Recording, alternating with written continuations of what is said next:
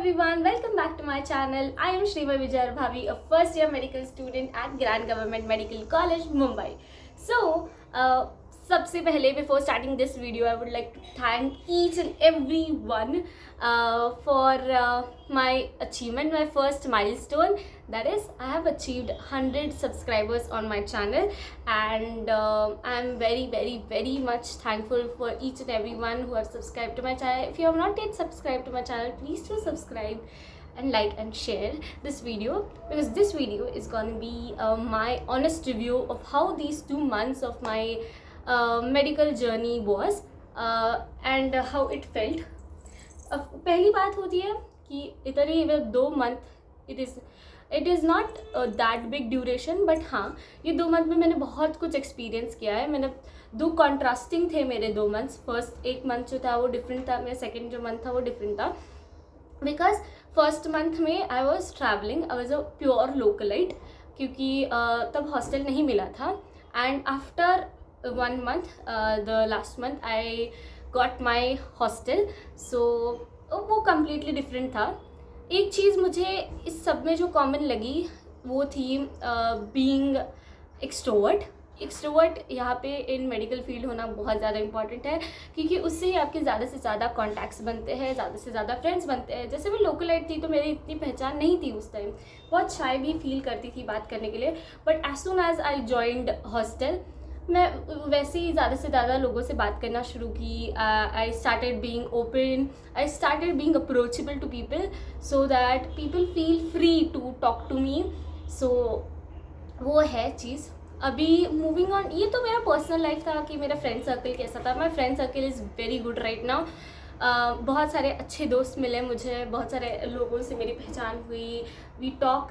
और ऐसा नेसेसरी नहीं है कि आप हर एक 250 बच्चों से 249 बच्चों से बात करें, बट जो भी जिन लोगों से भी आप बात करें बी कंसिस्टेंट विद देम, कि whenever you meet just greet them, just give them smile. It just makes our day and their day to.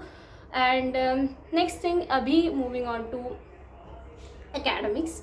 So as everyone knows, हम तो पूरा स्टडी करके जाते हैं मेडिकल फील्ड में. First year में कौन से सब्जेक्ट होंगे तो ये सबको पता ही होगा कि पहले ईयर में कौन से subjects, that is anat, that is anatomy, physiology and biochemistry. ये 3 सब्जेक्ट्स होते हैं.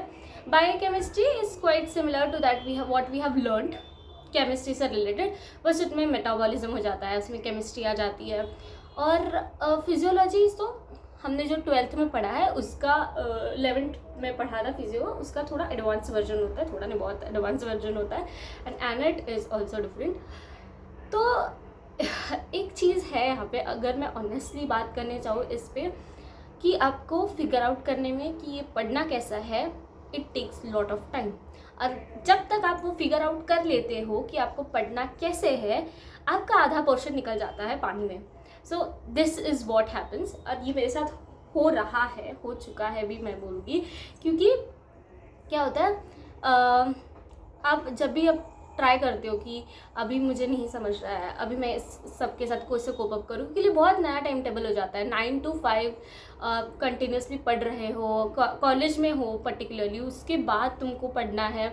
It takes a lot of dedication. फिर अपना खुद का स्ट्रेंथ आ जाता है. 9 से 5 इज़ नॉट खाने की चीज़ नहीं है बैठना, फिर उसके बाद खुद अपने सेल्फ स्टडी के लिए टाइम निकालना. So it is very difficult, I know, क्योंकि मैं खुद एक्सपीरियंस कर पा रही हुई है.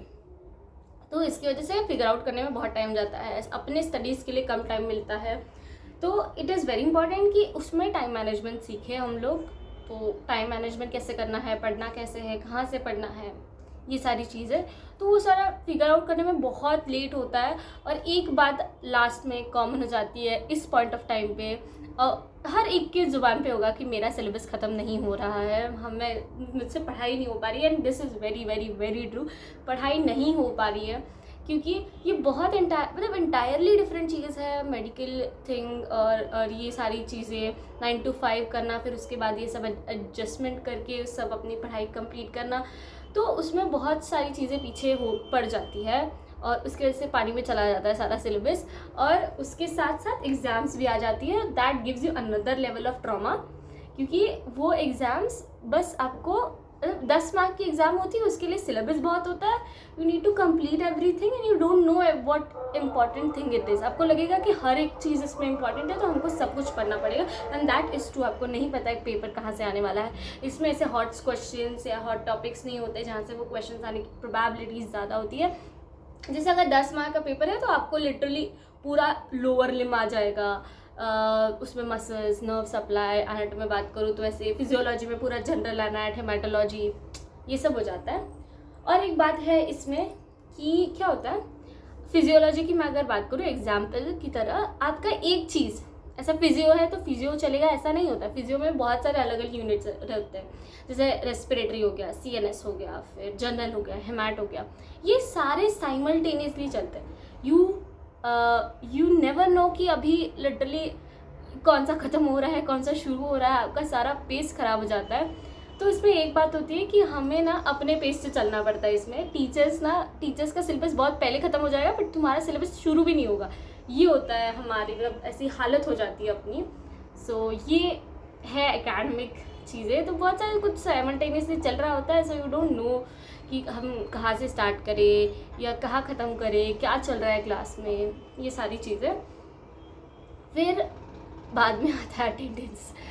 लिटरली मैं बोलूँ, अटेंडेंस के लिए JJ is very very very strict right now.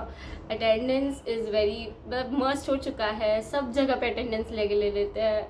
तो अटेंडेंस के लिए ना बहुत मारा मारी करनी, मतलब मारनी करनी पड़ती है, बहुत मरना पड़ता है उसके लिए कि अटेंडेंस चाहिए। उधर 75% कंप्लीट होना चाहिए, 80% प्रैक्टिकल्स में होने चाहिए। तो इसकी वजह से छुट्टी भी कम लेनी पड़ती है। मास बंक तो पॉसिबल ही नहीं है हमें, क्योंकि मास बंक के लिए अटेंडेंस होनी इंपॉर्टेंट है, और मोस्ट ऑफ द स्टूडेंट्स जो हमारे इसमें अटेंडेंस बहुत कम हो जाती है उनकी।